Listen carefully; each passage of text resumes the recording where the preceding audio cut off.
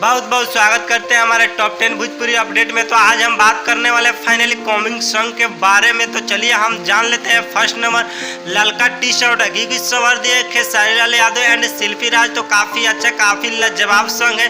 तो चलिए बात कर लेते हैं गीत क्योंकि अखिलेश कश्यप और संगीत के बात किया जाए आज शर्मा और काफ़ी अच्छा काफ़ी ज़बरदस्त सॉन्ग है। तो फाइनली आज अभी टीजर रिलीज हो चुका है। तो फाइनली आप अभी तक टीजर को नहीं देखे तो टीजर को जाकर देख सकते हैं। काफ़ी अच्छा काफ़ी लाजवाब होने वाला। तो अगर बात की जाए तो सॉन्ग को 2 मई और 11 AM में रिलीज किया जाएगा। अन्नपूर्णा फिल्म पर रिलीज होगा। तो चलिए हम बात कर लेते हैं और पोस्टर के बारे में। तो काफ़ी खतरनाक काफ़ी ज़बरदस्त होने वाला।